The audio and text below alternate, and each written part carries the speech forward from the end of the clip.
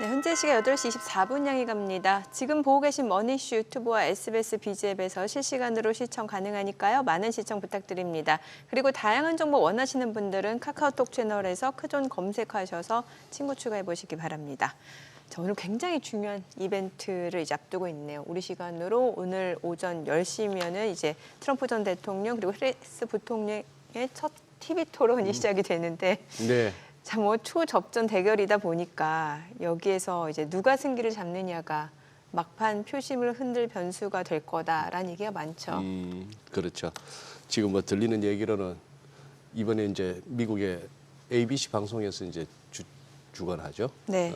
트럼프 측에서는 미리 ABC 측에서 이제 해리스한테 질문 알려줬다 하는데 뭐 그게 중요한 것 같지는 않고 프롬프트 없이 참모들 도움 없이 이렇게 나왔을 때 얼마나 그 해리스가 미리 알려준 문제 갖고 답안지를 외워와서 잘 풀어냈는지가 궁금하네요. 이미 모의 토론 해보고 있다고 하잖아요. 네. 했는데 워낙 아무 생각 없는 분이라서 조금이라도 몇 번이라도 그 해리스의 연설을 들어보셨으면은 정말 느끼실 거예요. 오늘 걱정될 거예요. 걱정되는데 한번 볼만합니다. 이게 지금 바이든 대통령하고의 토론 이후 2달 만이잖아요. 그렇죠. 지금 네. 바이든 대통령은 안 보인다고 하잖아요. 미국에서. 우리 대통령 어디 갔지 이러고 있고 전체 임기 중에 한 40% 정도에 해당하는 날짜를 갖다 휴가로 보냈고 그래서 뭐 미국의 프레지던시, 미국의 대통령이라고 하는 그 직이 네. 점점 디미니싱 사라지고 있다. 뭐 이런 얘기들이 미국 진짜 우리가 알던 그 미국 아닙니다 요새.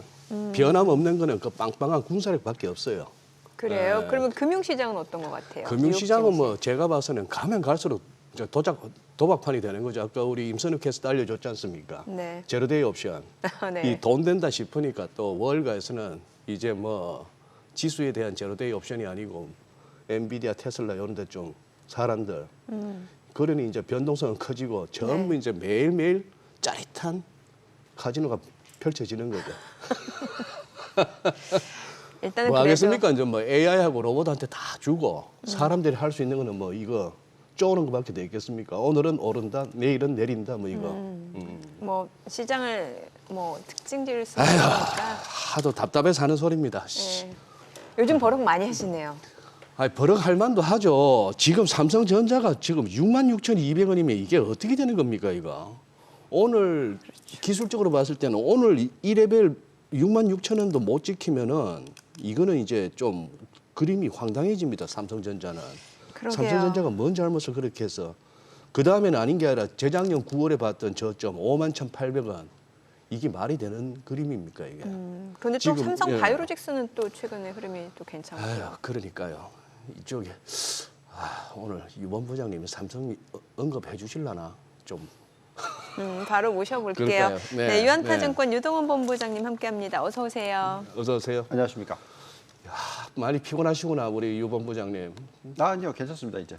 저 커피를 마셨더니. 아침에 엘리베이터에서 마주쳤는데 아니 눈이 퀭하시더라고. 수면 부족이 느껴지는데. 네. 우리 소장님께서 한국에 대해서 되게 걱정을 하셔야 될 것 같은데, 미국보다는. 한국에 대해서 걱정, 예. 네. 아니 미국 걱정 안 합니다. 네, 미국은 제가 볼 때는. 미국 뭐 재벌 뭐 연예인 걱정 안 합니다. 네, 네. 패권은 아마 100년은 더 갈 것 같은데요, 제가 생각할 때. 예, 앞에 세워놓은 뭐 바지 사장이 누구든 간에 미국의 패권은 계속 가겠죠. 바지 사장이요. 네. 요즘 미국 경기에 대해서 감론을 박 많잖아요. 네. 어떻게 보시나요? 지난주 금요일까지만 하더라도 제가 왜 이렇게 수면 부족이었냐면 시장이 예측하는 거하고 전혀 다르게 움직였기 그러게요. 때문에 그렇죠. 금요일날 고용시장 지표가 나쁘지 않았어요, 사실. 네. 근데도 급락이 나오면서 시장의 흐름 자체를 좀 이해하기가 좀 어려웠던 그런 모습이었습니다. 네. 지난 한 주 동안에 정말 많은 그 하락률이 나왔었는데요. 높은 하락률이 나왔었는데 보시면은 일주일 동안에 나스닥이 거의 6% 가까이 급락을 했었고요. 중소형주도 6% 가까이 하락했었고 네. S&P 500도 4% 이상 급락하는 모습을 지난 한 주 동안에 보여줬었어요. 그래요. 그래서 네. 굉장히 힘들었었지만 그 주말에 분석을 해봤었을 때 좀 비정상적인 모습이었다라고 생각을 했었고요. 네. 근데 다행스러운 것은 지난 이틀 동안에 월요일, 화요일 날 움직임은 예측했던 대로 가고 있습니다. 그 부분을 좀 설명을 해보자면 지금 금융주에 대해서 걱정 얘기 나오면서 금융주는 빠졌죠. 네네. 예, 많은 분들께서 금리를 내려주면은 금융주가 좋을 거다라고 얘기하면서 이제 금융주에 대한 매수기가 좀 들어갔었고 기억나시죠? 네. 그리고 이제 금리 민감주에 대한 어떤 개념들이 많이 들어갔었던 네. 그런 케이스.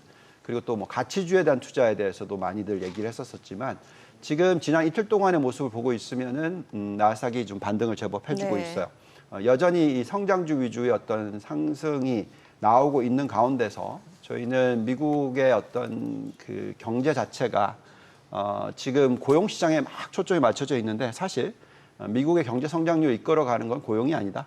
예, 이미 벌써 이 생산성의 향상이 이끌어가고 있다라는 네. 부분을 감안을 한다면 앞으로 금리는 굉장히 안정적일 수 있고요. 인플레이션도 굉장히 안정적일 수 있고 이런 가운데서 경제 성장률은 굉장히 좋게 나올 수가 있습니다. 지금 올려주신 이 차트가 무엇을 의미하냐면요. 지난주에 기억하실지 모르겠지만 급격하게 이 하락을 시작했던 이유가 뭐였냐면 ISM 제조업 PMI 지표, 네. 예, 그리고 또 S&P 글로벌 미국 제조업 PMI 지표 이 두 개가 다 47대 이렇게 나오다 보니까 제조업이 엄청 안 좋다. 네. 그러면서 경기 침체가 급격하게 일어날 수 있다. 이런 식으로 공포몰이를 했었습니다. 네, 이 차트 보고 있으면 어떤 모습인가요? 지금 저게 미국의 제조업이 지금 미국 전체 고용 시장에서 차지하는 비중을 보시면은 지금 10%도 안 되고요. 약간 5% 위 정도. 정말로 낮습니다. 또 다른 차트 한번 볼까요? 네. 미국의 제조업이 미국 GDP에 차지하는 비중이 얼마입니까 지금? 거의 이제 10%대 근처까지 떨어져 있어요. 그래서 이 제조업 PMI 지표가 나오고 있는 숫자가 50 이하이기 때문에 경기 침체로 갈 확률은 네. 10%밖에 안 되는 거죠. 제조업 PMI 지표가 아닌 서비스 PMI 지표가 목요일 날 나왔었죠, 지난주에. 예. 상당히 좋게 나왔습니다. 그런데도 불구하고 시장을 끌어내렸었고요. 또 아까도 보여드렸지만 이 고용 지표가 예상보다는 안 좋게 나왔던 부분이 있기는 했지만 전체적인 큰 그림을 보시면은 임금 상승률이 자그마치 연간 환산을 했을 때 4.8%가 나오고 있어요. 네. 전달 대비해서 4%, 0.4% 상승을 했으니까 곱하기 12 하시면 4.8%입니다. 그리고 전년 동기 대비해서 계산했었을 때도 거의 4% 근처까지 나오고 있습니다. 이 정도면은 고용 시장이 GDP를 이끌어주는 비중으로 계산했었을 때 네. 임금이 늘어나는 만큼 소비가 늘어난다고 계산하시면 명목 기준으로서 3% 정도의 성장률을 이끌어줄 수 있다. 왜냐하면 전체 GDP에서 소비가 차지하는 민간 소비가 차지하는 비중이 70%나 되기 때문에 그래서 고용 임금이 늘어난 부분이 4%라고 계산했었을 때 4 곱하기 0.7 하시면 최소 3% 정도의 명목 성장률을 이끌어줄 수 있다. 이 부분입니다. 그래서 저희가 지금 판단하는 것은 너무나 지금은 어떤 이 이벤트가 피봇이 일어날 거기 때문에 즉 이제 다음 주가 되면은 미 연준이 기준금리를 내려줄 거 아니겠습니까? 그래서 이제 시장에서 자꾸 압력을 넣는 거죠. 좀 많이 내려줘라. 네. 이런 부분으로 가지고 시장이 흔들기가 일어나고 있다라고 저희는 판단하고 있고요. 사실 이거는 이벤트가 지나고 나면 제가 볼 때는 미국에 대한 경기 침체 우려는 상당히 많이 사라질 것 같습니다. 지금 JP 모건의 회장이 얘기하는 스태그플레이션 가능성은 네. 저희는 굉장히 낮다라고 생각하고 있고요. 또 은행권에서는 이런 얘기 할 수 있습니다. 왜냐하면 지금 예대 마진이 안 좋아지고 있어요. 그런 부분을 가지고 자꾸 얘기를 하고 있기 때문에 금리가 좀 더 높아야 된다 이런 식의 얘기를 자꾸 하고 있습니다. 제가 볼 때는 이제 그렇게 보기에는 지금 미국의 생산성 상승이 너무나 높게 일어나고 있어서 실질적으로 금리가 높을 필요가 없습니다. 95년부터 2000년도 사이클을 보시면은 그때의 인플레이션을 급격하게 낮춰줬던 효과가 인터넷이 들어오면서 나타났던 현상이고요. 지금은 AI가 들어오면서 그런 현상을 일으켜주고 있다고 저희는 판단하고 있습니다. 지금 여기 경제성장을 나온 게 3%잖아요. 사실 저게 3%라는 것은 이 실질이거든요. 여기 인플레이션 2, 3% 더하시면은 명목은 지금 5% 이상 늘고 있는 거예요. 네. 상당히 높게 늘고 있는 거죠. 근데 아까 말씀드렸듯이 소비만 가지고 늘어나는 폭이 3%라고 얘기했잖아요. 그럼 도대체 어디서 엑스트라 저 2% 넘게가 나오냐? 이게 생산성 때문에 그렇습니다. 그래서 생산성이 높아지면서 GDP를 이끌어줄 때는요, 요만큼은 인플레이션을 낮춰주는 효과입니다.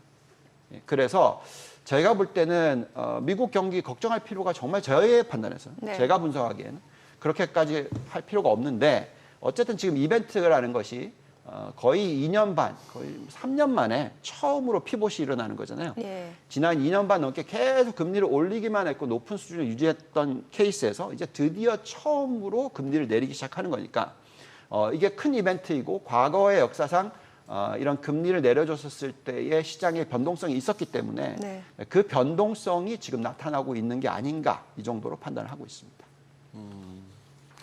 지금 저기 골드만삭스도 어제 뭐 같이 빠지기도 했습니다만 얘기인즉슨 트레이딩 부문에서 예년보다 좀 시원찮다 하는 거 보니 장이 금년에 어렵긴 어려웠나 봐요. 천하의 골드만삭스도 그 트레이딩 부분에서 좀 덜 벌렸거나 좀 터졌다고 이제 시인한다고 볼 수 있는 상황이니까 예대 마진이야 뭐 기본적으로 깔고 가는 부분이고 그런 상황인데 지금 그 부분은 어떻게 보세요? 미국 걱정 안 해도 된다. 뭐 공감한다 치고 그 다음에 아까 한 2.5% 저기 2.5% 정도의 성장 거기다가 지금 또 뭐 미국의 CPI 그렇게 될 것 같으면 이 레벨에서의 빅컷 심지어 뭐 75p까지도 금리 인하 해달라는 시장이 좀 과도한 그거로 보이는데 그러면 그거는요. 걱정은 안 하고 경기 침체 우려는 없지만 주가가 팍팍 여기서 더 치고 갈 수 있느냐의 부분은 어떻게 보십니까? 그러니 소위 말해서 이미 많이 좀 그 올라와 있다 내지는 선반영했다는 지적에 대해서는 네, 간단하게 얘기하죠. 네, 금리를 내려주기 시작했었을 때부터 네, 경기 침체가 없다라는 가정이 들어가게 되면요, 그 이후에 1년 또 2년은 미국 증시가 연간 단위로 15%에서 20%씩 상승할 수가 있습니다. 그렇게 보는 이유는 뭐냐면 미국의 지금 현재의 S&P 500과 나스닥 100 기업들의 자기자본 이익률이 연간 단위로 20% 이상을 창출을 하고 있어요. 물론 이제 해리스가 당선이 돼가지고 법인세를 28%로 올렸을 경우에 그 ROE가 약 평균적으로 4%포인트 정도 깎일 수가 있습니다. 네. 예, 그런 부분은 그럼 상승 여력이 연간 15에서 20% 늘어나는 게 아니라 10% 정도밖에 안 늘어나겠죠. 예, 이런 영향을 미칠 수는 있습니다만 기본적으로 저희가 생각할 때는 상당히 S&P 500이나 나스닥이 많이 올라갈 수 있는 그런 이익 구조를 가지고 있습니다. 네. 왜 그러냐면 벌어들이는 돈 다 돌려줘요. 평균적으로. 예, 그러니까 미국의 기업들은 S&P 500 기준으로 보시면은 1년에 100을 벌면 소액 주주들과 모든 주주들한테 95를 돌려줍니다. 예, 그렇기 때문에 그만큼 그렇게 주가를 올릴 수 있는 그런 여력이 생기는 부분이 되겠죠.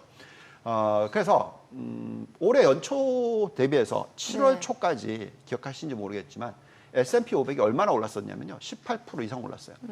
그러니까 너무 좀 많이 오른 거죠. 예. 그래서 저희가 하반기에 넘어왔었을 때는 하반기에 대한 기대 수익률은 낮추자 이 얘기를 했는데 이렇게까지 빠질지는 몰랐죠. 근데 어쨌든 지난 뭐 2달 넘게의 기간 동안에 지금 S&P 500은 연초 대비해서 겨우 13% 오른 상황입니다. 그러니까 거의 5%포인트를 깎아 먹은 거죠. 네. 예, 그래서 이제 연말까지 어떻게 갈 거냐 하는 부분에 있어서는 이제 금리를 내려주기 시작하면서부터 경기 침체가 올 확률이 줄어들면 줄어들수록 또 다시 탄력을 받을 거라 생각하고 있고요. 그렇기 때문에 지금 소장님이 질문하신 그 내용에 있어서는 이제는 이미 조정을 받아줬죠. 네네. 여기서 이제 경기 침체의 부분이 사라지게 되면 벌어들이는 이익을 쫓아가겠죠. 예, 결국은 실적에 뒷받침되는 상승을 보여줄 겁니다. 저희가 왜 은행주라든지 뭐 에너지 관련주라든지 네. 이런 쪽에 대한 투자를 늘리지 않느냐면요. 그만큼 이익을 못 벌어들이기 때문에 그렇습니다. 네. 지금 미국의 은행권의 이익은요. 뭐 트레이딩 부분을 빼고요. 전체적으로 놓고 보셨을 때 전혀 2007년, 2008년 금융위기 터지기 전 시대의 그런 어떤 이익 구조가 아니에요. 네.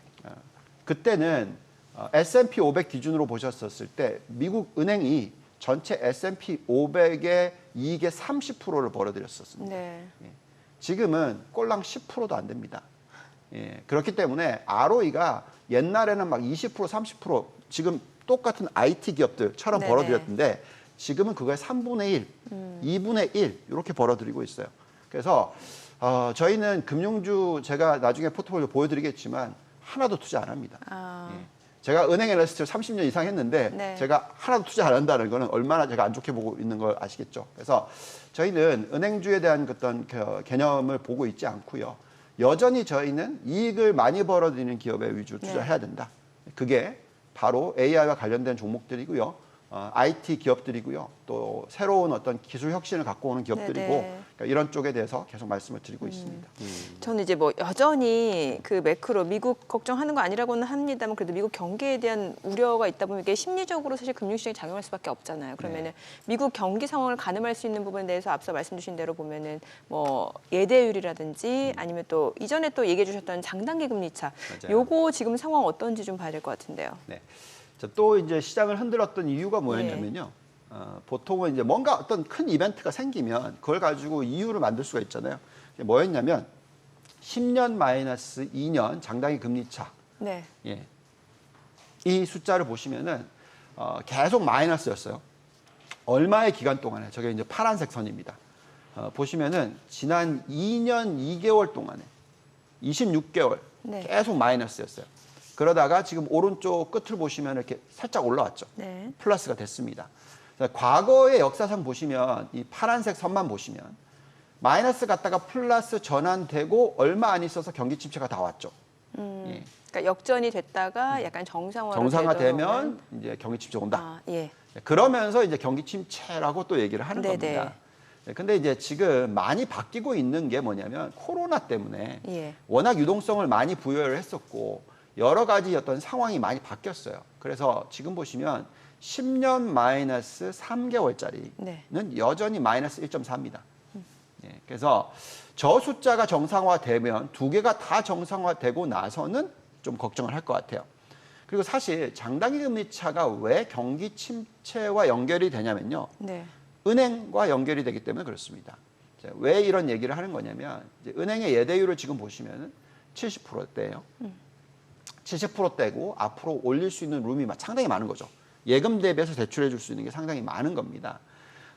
이 부분이 저희는 결국 어떻게 보냐면 이 금리가 이렇게 장단금리차 역전 현상이 일어났었을 때 왜 네. 경기 침체로 넘어가느냐 하면 또는 뭐 정상화됐을 때 왜 네. 넘어가냐면 이 여신의 증가율, 그러니까 대출 증가율이 급격하게 떨어질 경우에 당연히 경제 성장률이 급격하게 떨어지겠죠.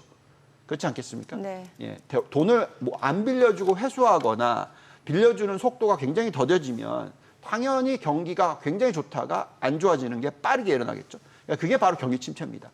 그래서 장단기 금리차 역전 현상이 일어났었을 경우에 보통 은행들이 몸살이기를 하거든요. 네. 그러면서 대출을 안 해줍니다. 그렇기 때문에 이 장단기 금리차 역전 현상과 경기 침체를 연결시켜서 보는 게 그게 논리입니다. 근데 지금 현재 여기 차트 보시면 오른쪽 끝에 어떻게 되고 있죠? 예. 여신 증가율이 지금 바닥을 찍고 이제 올라가기 시작했어요. 네. 예. 그리고 얼마까지 지금 올라갔냐면 2.9%까지 올라갔습니다. 자, 과거에 보시면은 저 숫자들 빨간색 선이 올라가는 구간들을 보시면은 얼마까지 올라가고 이제 경기 침체로 떨어지는 부분까지 가느냐면 대부분 다 10% 이상까지 확대가 되고 저기 보시면 회색 선들이 다 지금 경기 침체거든요.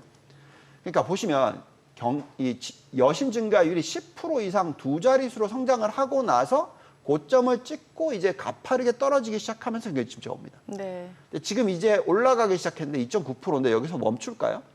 예. 지금 제이미 다이먼 얘기하는 걸 들어보고 있으면 또는 은행권에서 얘기하는 걸 보고 있으면 순이익을 더 늘리기 위해서는 대출을 더 해줘야 되겠죠.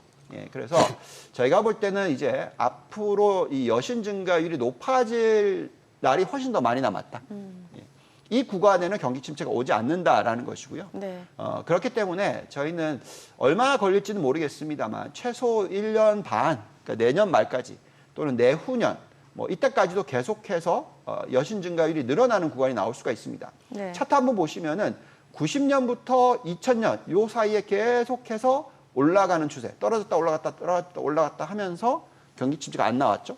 마찬가지로 또 2010년부터 2020년까지도 계속해서 올라갔다 내려갔다 올라갔다 내려갔다 하면서 안 나왔어요.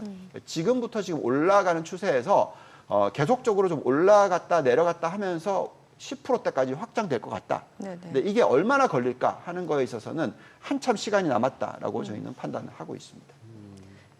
그 유동성 측면에서는 어떻게 보십니까? 뭐 지금 뭐 마크 모비우스도 한번 미국의 M2 통합 공급량이 한번 주목하자 뭐 이런 언급도 있었다는데 네. 그 부분도 한번 체크해 보셨나요? 네, 이게 참 중요한 포인트입니다. 예, 저희가 예. 이제 보통 그 시장을 들여다볼 때 예. 보통 펀더멘탈적인 부분을 보는 것도 굉장히 크지만 네. 가장 크지만 어떨 때는 이제 우리가 유동성을 봐야 되죠. 그렇죠.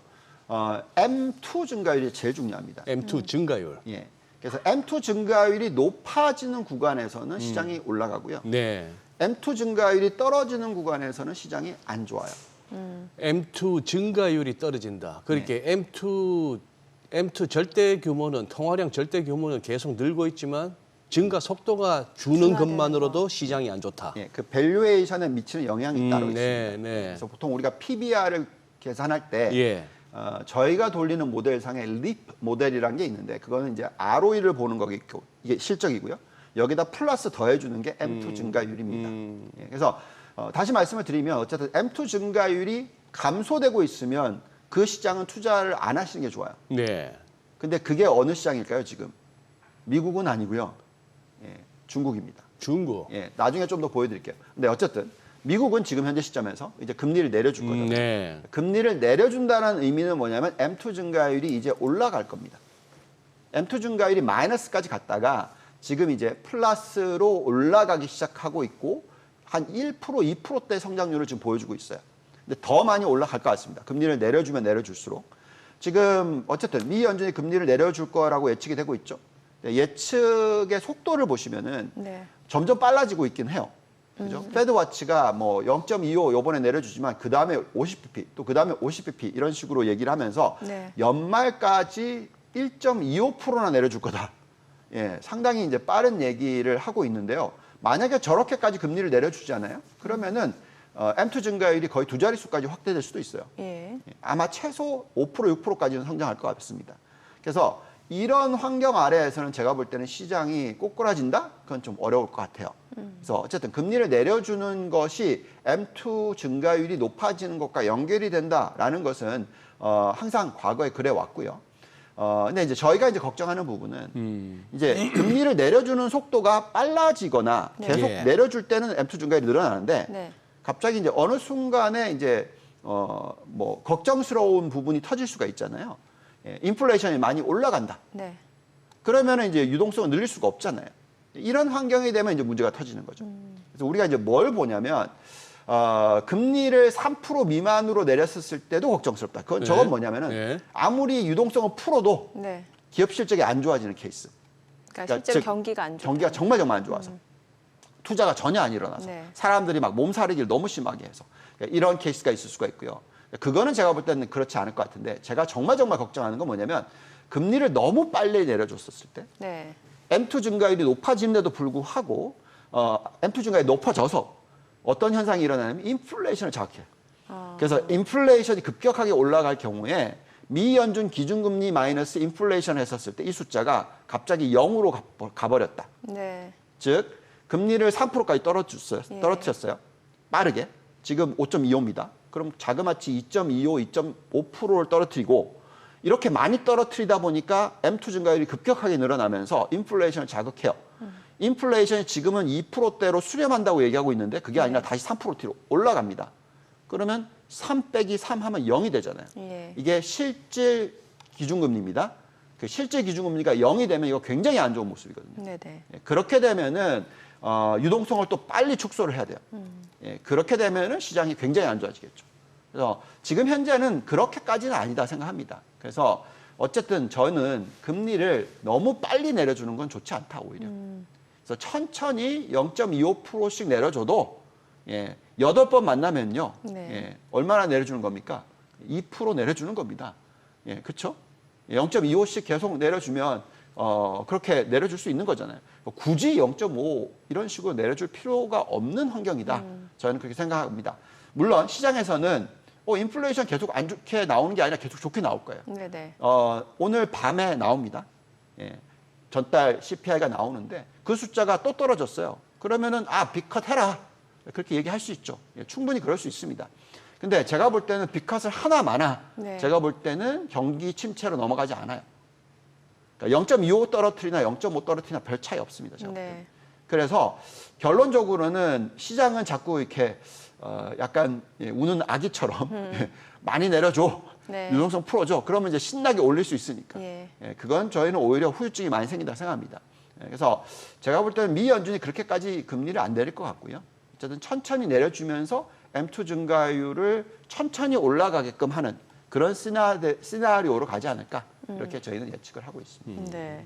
뭐 지금 금리 인하 기조가 예상이 되다 보니까 지금 일각에서는 또 채권이 조금 더 수익률 측면에서 좋을 수 있다라는 얘기도 나오는데 이 부분은 어떻게 보시나요?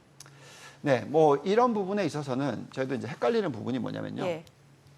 그러니까 인플레이션이 예. 금리에 따라서 영향을 받잖아요. 네. 금리를 많이 떨어뜨려 주면 유동성이 늘고 유동성이 늘면은 이게 경기를 자극하기 때문에 인플레이션을 높여주고 이런 게 상관관계가 있잖아요. 근데 여기서 지금 저희가 이제 헷갈리는 부분이 뭐냐면 인터넷이라는 게 딱 들어와요. 네. 인터넷이라는 게 들어왔었을 때 95년, 2000년도에 보시면은 이 생산성이 이 가파르게 한번 보십시오. 네네. 이게 쭉 이렇게 생산성 올라가는 차트 파란색 선이 있다가 인터넷이 딱 들어오니까 이게 어떻게 되죠? 확 올라가죠. 그러니까 이게 그만큼 생산성이 높아지는 차트가 인터넷이 들어오면서부터 나오기 시작했어요. 네. 그게 이제 꺾이는 듯 했다가 최근에 이제 AI가 들어오니까 이게 또 확 올라가기 시작해요. 네.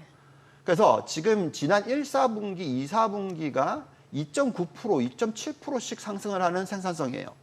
그럼 이렇다는 건 뭐냐면 인플레이션을 낮춰줍니다. 예. 그러니까 유동성을 많이 풀어도 인플레이션을 낮춰줘. 그러니까 무슨 얘기냐면 미국의 기업들 한번 보세요. 대형 기업들이 지금 사람을 자르잖아요.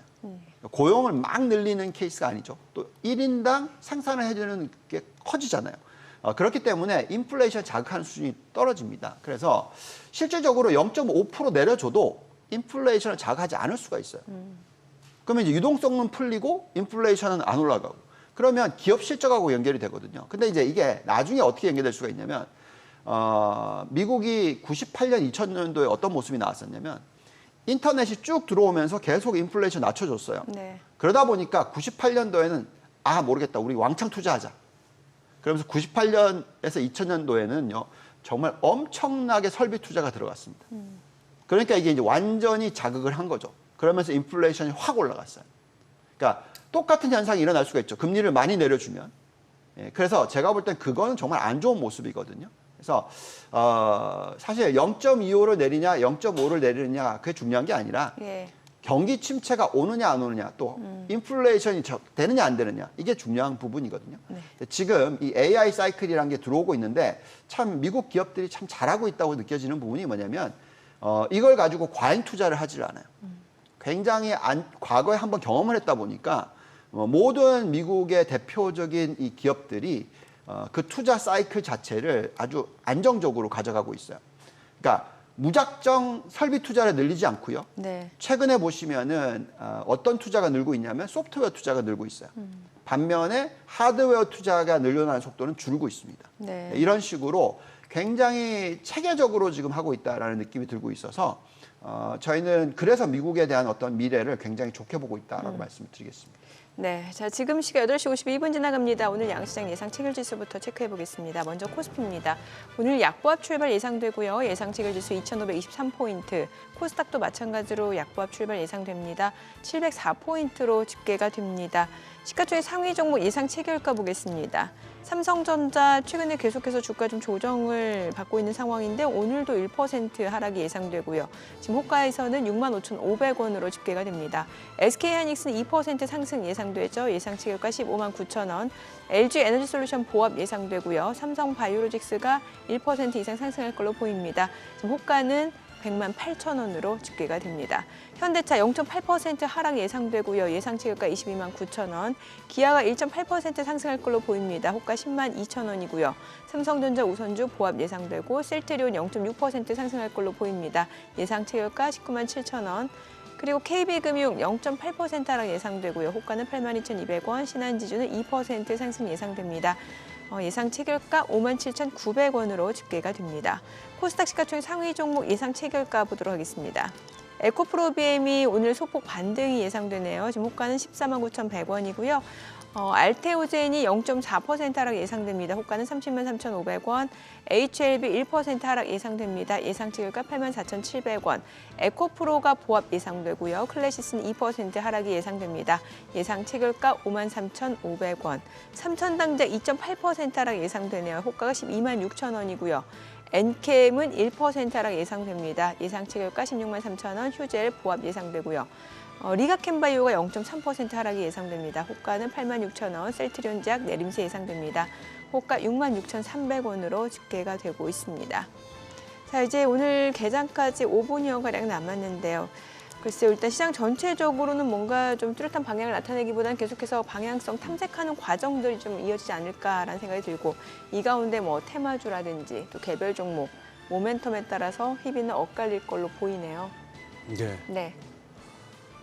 그렇죠. 정민 앵커님 지금 말씀하신 거에 뭐 더 붙일 말씀이 없을 정도로 요즘 장세를 그냥 딱 요약을 하셨는데, 아까 우리 유동 본부장께서 미국 S&P 500이 금년 들어서 겨우 15% 뭐 이렇게 말씀을 하시길래 한번 뒤져보니까 아닌 게 아니라 금년 들어서 지금까지 어제까지 S&P 500이 15.2%, 나스닥이 13.4% 이렇게 올라가지고 대만, 덴마크 다음으로 높은 순서네요. 뭐 아르헨티나, 튀르키예 이런 데는 빼고.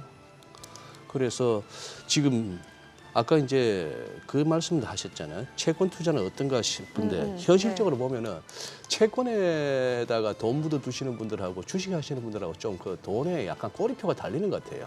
아, 그렇죠. 사실 네. 투자는 금액이 조금 다르고 금액이 좀 다르고 그분들의 그러다 어떤 보니까. 투자 성향과 기대 수익률도 다른 것 같죠. 예, 채권 그러니까 하시는 분들이 무슨 뭐 연간 10몇 프로, 20% 더블 따따블 이걸 갖다 원하시는 건 한 아닌 것 5%, 같고. 6% 맞아요. 네, 그런 이 정도. 상황인데 지금 은행 금리 대비 이 정도 15%뭐 이 정도 같으면은 훌륭한 거죠. 훌륭한 건데 과연 이거 갖다 세이브만 해도 연내 이 상승률을 세이브만 해도 뭐 성공이다 싶은데 아니 진짜 개장 전에 한번 유 본부장님 진단을 해주시든지 진단이 그거 하시면은 욕이라도 한번 해주십시오. 한국 코스피 금년 들어서 마이너스 4.97, 즉 마이너스 5%란 얘기고 코스닥 마이너스 18.51.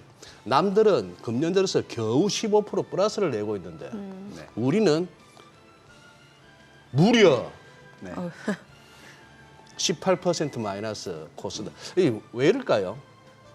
진짜 여기라도 좀 해주시든지. 코리아 디스카운트. 아우 디스카운트. 아이 원가보다도 더 디스카운트하는 장사가 어디 있어요 도대체? 자, 예. 한번 설명해 볼게요. 예. 이게 이제 우리가 밸류업 얘기를 하고 있잖아요. 밸류업. 네. 예. 그래서 조금 밸류업 하다 보니까 이제 좀 오르긴 했었죠. 근데 이제 밸류업 하면서 제가 뭐 왜 도대체 은행주만 오르냐 뭐 이런 식의 사실 그 네. 밸류업을 은행주로 하면 진짜 안 되거든요. 예, 전에도 설명해드렸지만 배당을 많이 하면 안 됩니다. 은행은 사실 왜냐하면 BRS 비율이 급격하게 떨어지기 때문에 특히 우리나라 같이 이 신흥국 같은 경우에는요. 예, 사실은 그 자본을 많이 확충하고 있어야 돼요. 예. 자 그러면 이제 결론적으로 이렇게 생각해 봅시다. 우리나라의 지금 금리가 3%이죠. 그렇죠. 기준금리가 네, 3%입니다. 예. 미국의 금리가 4%라고 칩시다. 우리보다 예, 더 높다고 칩시다. 그러면 이제 미국의 지금 S&P 500의 PR이 21배인데요. 네. 예, 1 나누기 4% 하면 25배. 1 나누기 4. 예, 25배까지 확대될 수 있다. 그렇게 얘기할 수 있는 이유가 뭐냐면요. 아까도 말씀을 드렸습니다만 벌어들이는 돈 중에서 거의 대부분을 다 고객들한테 돌려줘요. 주주들한테. 주주단한테. 네, 고객, 네. 주주단한테. 그러니까 95%, 어떨 땐 100% 이상을 돌려줍니다. 그러니까 그게 말이 되죠. 근데 우리나라가 지금 3%라고 칩시다. 1 나누기 3% 하면은 PR이 몇 배죠 도대체? 33배예요. 네. 근데 우리나라 지금 PR이 8배거든요. 예. 그러면 33배 가야 되는 게 8배면 지금 사야죠. 근데 문제는 배당이 얼마를 해주냐? 25%도 안 된단 말이죠. 예. 4분의 1이라는 거죠. 33배 곱하기 0.25 하면 딱 8이 나와요. 그러니까. 예. 어, 그러니까 그거 고쳐주면 돼요. 예. 대만을 보시면 대만이 배당 성향이 60%입니다. 대만이. 예. 그래서 대만 금리가 우리나라보다 더 심지어 낮아요. 네. 그러니까 PR이 15배인 거죠. 그러니까 결론은 딱 거기에 있습니다. 예. ROE를 높이던가 수익을 돈을 많이 벌어들이던가 그래서 배당을 해줬을 때 성향을 봤을 때 또 yield 우리가 네. 흔히 말하는 수익을 벌어들이는 고객들이 투자자들이 아니면 뭐 소액주주들이 그게 높으면 당연히 올라가는 겁니다. 네. 근데 어떻게 분석을 하고 어떻게 계산을 해도 우리나라 지금 기업들 ROE 10%도 안 되거든요. 거기에 꼴랑 25% 준다. 네. 그러면 얼마입니까? 2%대 주는 거예요. 그러니까 연간 수익률이 2% 이상 올라갈 수가 없다는 거죠. 네. 네. 오늘 거기서 딱 답이 나오는 것 같습니다. 많이 절제하시네 우리 본부장님. 우리 한국말에 부사가 다양하네요. 부사. 고작 15%, 뭐 무려 마이너스 18%, 꼴랑. 약간 꼴. 참 다양한 부사가 있는 한국어. 좀 긍정적인 긍정적인. 부사가 붙으면 좋을 것 같은데. 한번 그거는 우리 정민 앵커의 몫이죠. 제가요? 네. 아까 보니까 배당 성향 올린다, 뭐 그다음에 이제 자사주 매입한다, 뭐 이런 얘기 나오잖아요. 네네네. 그러니까 그게 좀 팍팍 커져야 됩니다. 그렇죠. 남양유업이 한답니다. 남양유업이. 아, 자사주 소각. 자사주 매입 후 소각. 네. 그리고 혹시나 너무 비싸서 못 살까 봐 액면 분할. 네, 그 얘기 개장하고 조금 더 그러시죠. 이어가 보도록 하겠습니다. 오늘 국내 증시 개장합니다.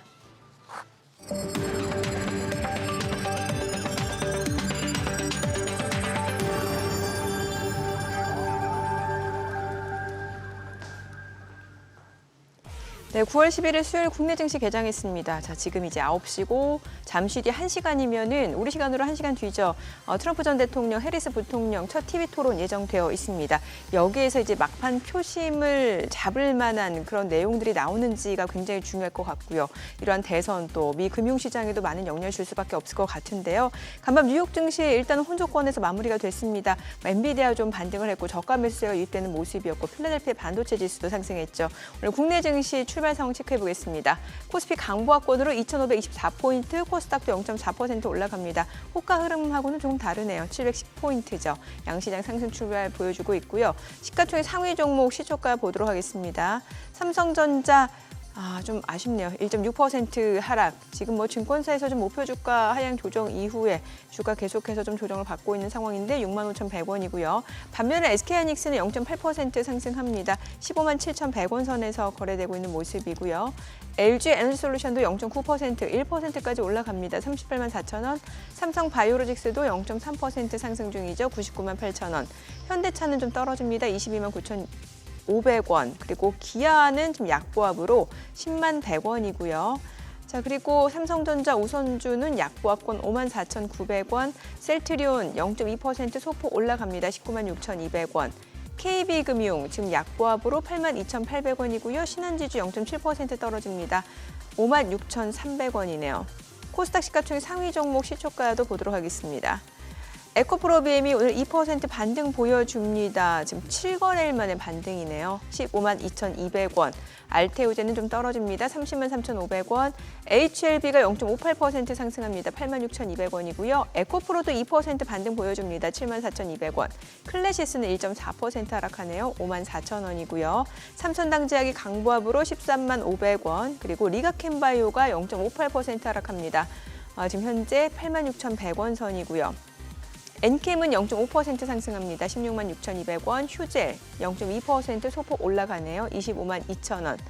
그리고 셀트리온제약 보합으로 66,800원에 거래되고 있습니다.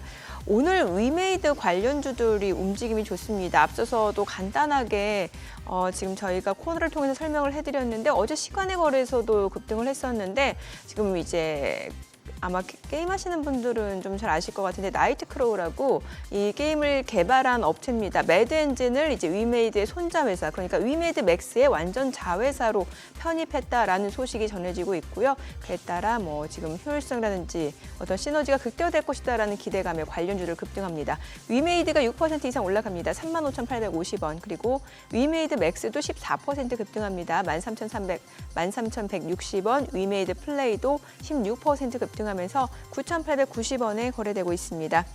자, 오늘 시장에서 강세를 보여주고 있는 섹터 종목들, 특징주들 좀 체크를 해보도록 하겠습니다. 오늘 보게 되면 뭐 최근에 이제 뭐 CCTV 관련주라고 해서 이제 하이트론이 지금 연속 3일 상한가를 좀 기록하고 있는 상황이고요. 일단은 뭐 바이오 기업 인수 소식이 이제 주가에 좀 호재로 좀 작용이 되는 것 같고요. 그 밖에는 이제 리튬 관련주들 흐름 좋습니다. 대보마그네틱이 26% 급등합니다. 19,560원. 포스코 퓨처엠도 3% 이상 상승합니다. 20만 8천 원이고요. 에코프로 지금 3% 강세, 포스코엠텍, 미래나노텍 모두 강세 흐름 이어지고 있는 상황이고요. 리튬 포어스, 이녹스도 지금 상승 보여줍니다. 이녹스가 2% 이상 올라가고 있는 모습이고 강원에너지 지금 1.64% 상승 중이고요. 광무도 1.3% 올라갑니다. 오늘 리튬 관련주들 다시 한번 좀 상승 보여주고 있는 상황이고요.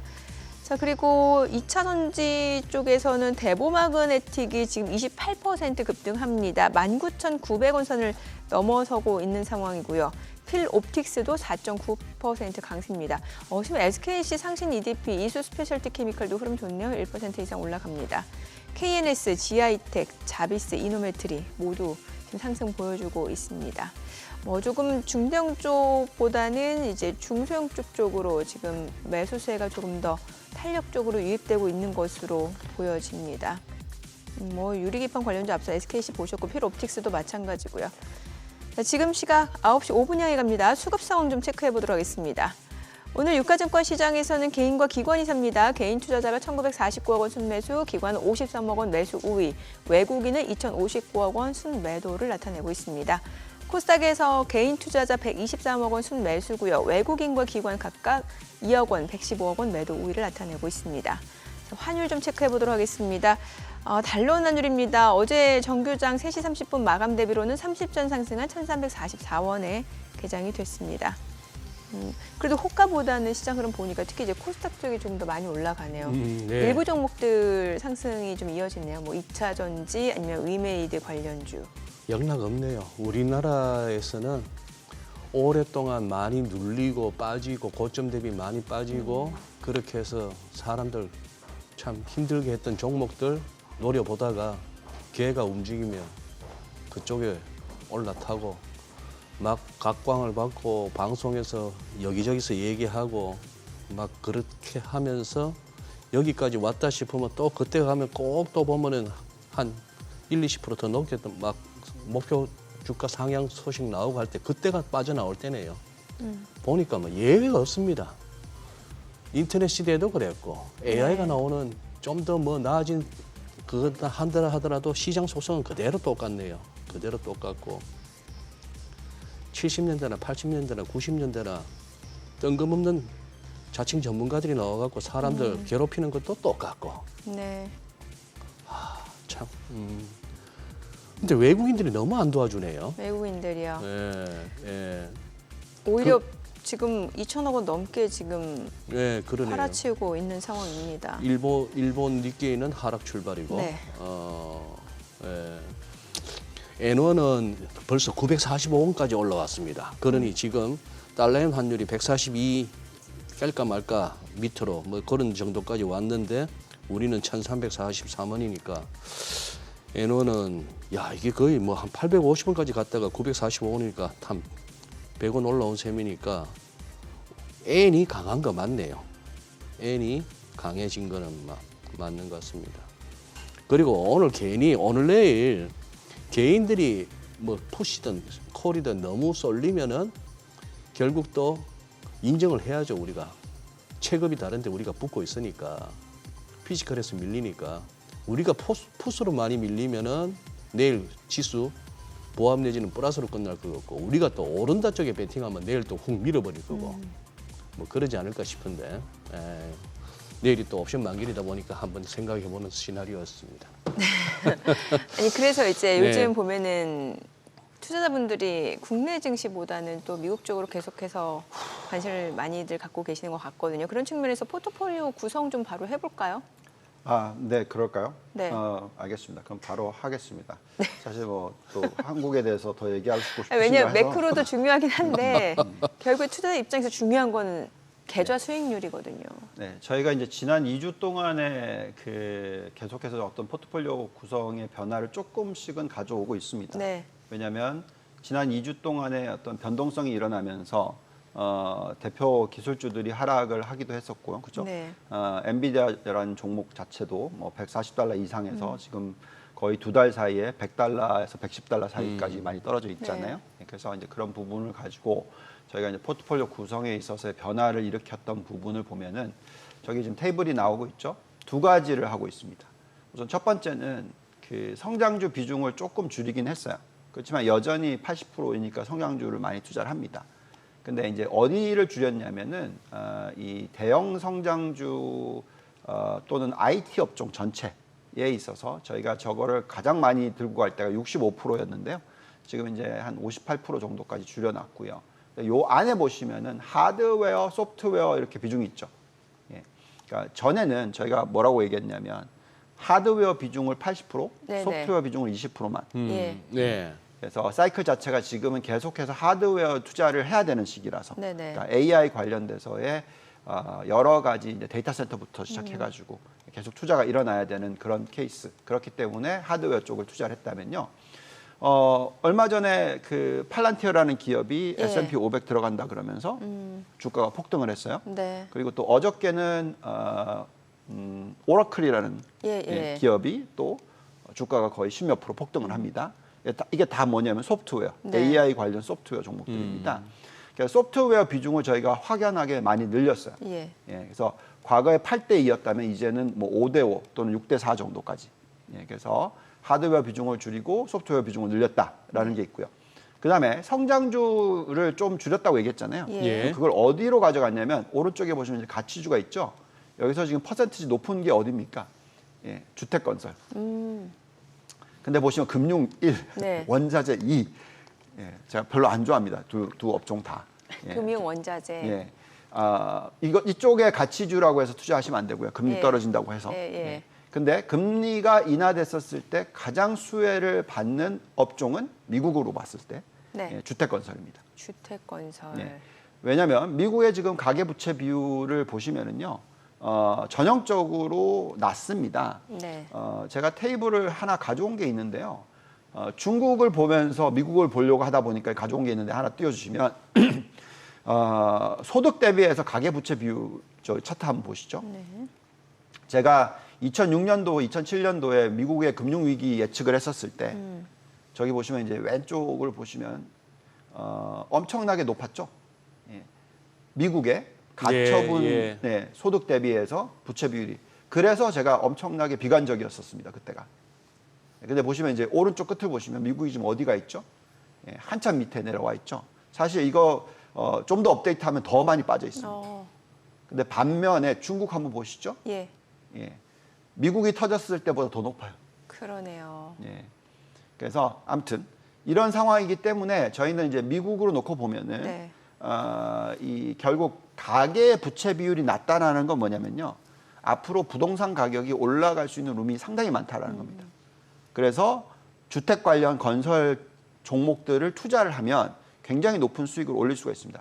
똑같은 얘기를 언제 해드렸었냐면 제가 한국에 되돌아왔던 게 뭐 좀 기억하실지 모르겠지만 2014년 말 이때쯤이거든요. 네.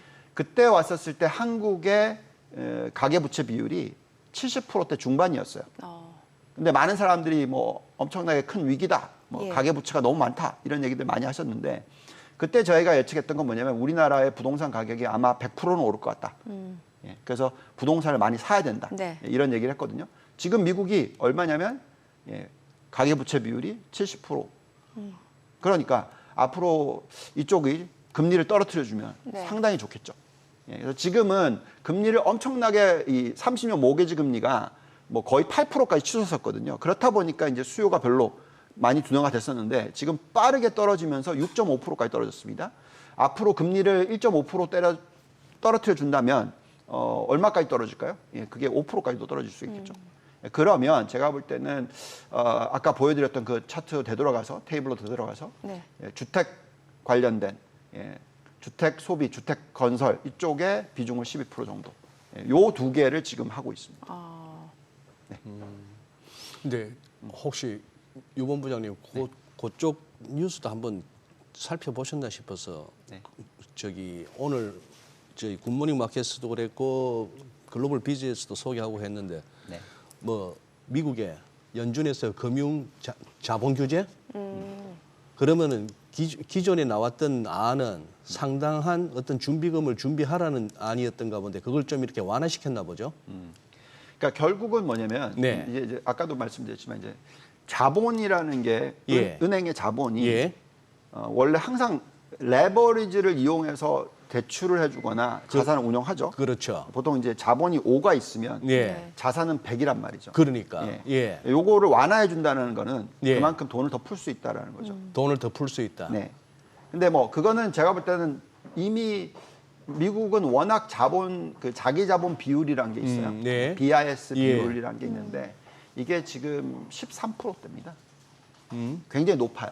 높아요. 예. 그래서 그거를 완화해 줬을 때 당연히 효과가 있고요. 얼마든지 완화해 줄 수 있는 여력이 있는 건 맞죠. 근데 뭐 그만큼 아무튼 실물 경제나 금융 시장 쪽으로 돈이 더 풀린다고 봐야 되는 뉴스입니까? 그래서 결론적으로 뭐냐면 네. 미국은 네. 쓸 카드가 정말 많다 이거죠. 쓸 카드가. 아. 예. 똑같습니다. 중국이 제가 2011년부터 2013년에 중국 들어갔었을 때 예. 그때 막 소로스가 중국 망한다, 뭐 그림자 금융이 일어난다, 막 별 얘기를 다 했었을 때 네. 그럴 리 없다. 제가 왜 그랬냐면 중국이 쓸 카드가 정말 많다. 아, 그 당시에 예, 딱 그런 모습이 지금 미국이라는 예. 거죠. 예. 금리가 훨씬 높게 있고 BIS 비율이 굉장히 높고 가계부채 비율이 굉장히 낮고 그러니까 금리 많이 내려줄 수도 있고요. 경기가 안 좋아지면. 근데 지금 중국은 완전히 이제 반대가 됐죠. 네. 이제 대출 정말 많이 늘려놨고 예. 예, 그러다 보니까 이제 M2 증가율이 급격하게 떨어지고 있고 쓸 카드가 이제 거의 없다라는 거죠. 예. 근데 미국은 쓸 카드가 많이 남아 있다. 네. 예, 그래서 여러 가지 방법으로서 누가 대통령이 딱 당선이 되면 뭐 얼마든지 정책적으로 부양시킬 수도 있는 거고요. 네. 그런 여유가 있다라는 겁니다. 우리한테 쓸 카드는 뭐가 있을까요? 우리한테 쓸 카드. 일부러 물어보시는 거죠. 예, 예. 아니 우리 유본부님이 많이 우리 한국 쪽으로 주제를 돌리면 그 표정에서 내가 느껴져요. 답답함이 느껴져요. 그렇죠. 네. 혹시 금투세 뭐 없던 일로 금투세. 하겠다 하면은 장이 살아날까요? 아, 금투세. 뭐 그놈의 장이, 공매도만 금지하면 장 좋아질 것 같았는데 안 그렇던데. 그러니까 장이 일시적으로 살아나겠죠. 일시적으로. 그럼 뭐 그냥 단기적인 처방 아닙니까? 사실 원래 그러니까 우리가 흔히 얘기하는 그 캐피털 게인스 텍스 양도세라는 거는 원래 어느 나라는 다 있는 거예요. 그죠? 근데 우리나라가 그게 없죠. 그러다 아, 그 금융소득 종합소득세 할 신고할 때 있지 않나요? 그건 이제 돈이 많은 사람들 얘기겠죠. 아. 예, 어쨌든 우리가 주식 사고 팔았을 때 양도소득세가 없잖아요. 물론 아, 예. 많은 금액을 투자했었을 예, 때는 있겠지만 한 종목당. 예. 그래서 뭐 그렇다 보니까 이제 이게 무슨 얘기냐면 세금을 안 내기 때문에 샀다 팔았다 맨날 한단 말이죠. 아, 그러니까 단기 트레이딩을 그래서 많이 한. 우리나라가 옛날에 한 뭐 10년 전, 20년 전에 어떤 상황이었죠? 우리나라 선물 시장이 전 세계에서 제일 큰 거 두 번째. 네. 파생상품 파생상품. 거래량과 네. 거래 대금 세계 1위를 갖다가 한 뭐 10년 가까이 했죠. 네. 뭐 그게 딱 답입니다. 네. 네. 저는 어떤 제도를 만들고 구조를 만들 때 네. 제가 항상 저희 고객들한테도 얘기하는 게 네. 저는 고객을 받을 때도 예. 장기적인 멘탈을 심어드리는 거에 대해서 굉장히 중요하게 생각합니다. 아, 그래서 자꾸 제가 미국 얘기를 하는 거예요. 장기 투자를 이끌어내기를 만약에 한국 시장이 장기 투자에 적합한 시장으로 변해간다. 그럼 저 엄청나게 푸시할 겁니다. 근데 지금은 예, 그게 장기적인 멘탈로 한국 시장에 보면은 돈 태웠다가는 큰일 나죠. 속병 나죠. 큰일 나죠. 네. 그래서 제가 얘기를 잘 못하는 케이스 똑같습니다. 중국도 마찬가지예요. 중국도. 네. 근데 사실 지금 소위 말하는 경제 채널 주식 관련한 프로그램의 진행자 입에서 이런 소리가 나온다는 거는 이거는 말이 안 되거든요. 한국 시장에서 장기적인 관점으로 마인드로 투자를 한다는 것은 속병납니다. 이런 망발을 제가 하는데 이런 아닌 말로 정치권도 금융당국도 금융투자업계도 우리 투자자도 언론까지도 진짜 이래 갖고는 맨날 이탈형입니다. 이거 안 변하면은 맨날 테마주 찾고 주도주가 어디로 갈까요? 이런 소리나 하고 그래갖고는 진짜 변함없고 무슨 뭐 공매도 탓했는데 공매도 못하게 해도 별 차이 없고 네. 지금은 그래서 금투세 합니다만 네. 분명 세금은 엄청나게 돈이라고 하는 이 엄청난 이 물줄기를 돌리는 중요한 정책이죠.